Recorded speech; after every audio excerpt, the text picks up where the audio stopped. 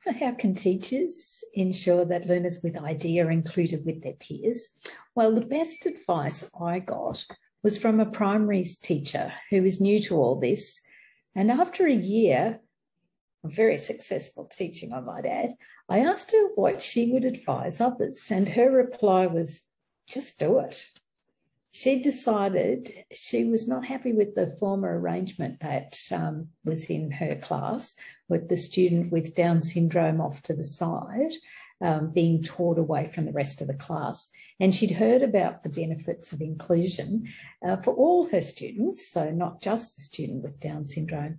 And she decided to give it a go. And she never looked back. So I'd suggest just give it a go. Most teachers are surprised and cheered to realise they already have the skills they need. And here's a secret. There are no special tricks or techniques, just good teaching. So in a way, isn't that exciting?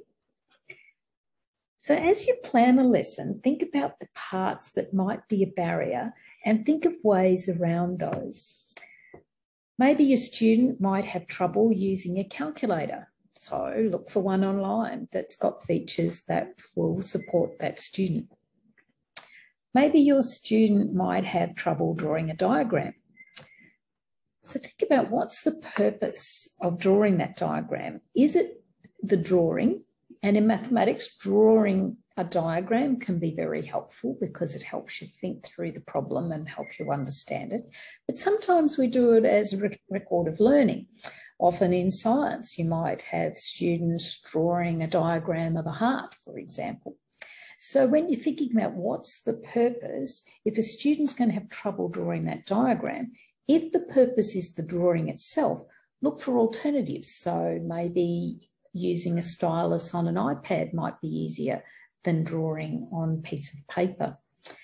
If it's for a record of learning, perhaps you could give the student the diagram drawn and then they can make annotations on it, or perhaps they can stick on the parts of it.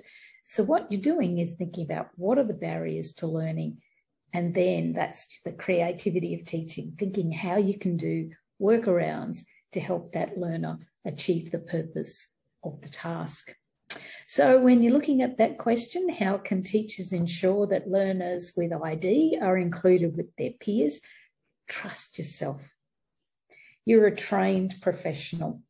You have the skills, you can do it.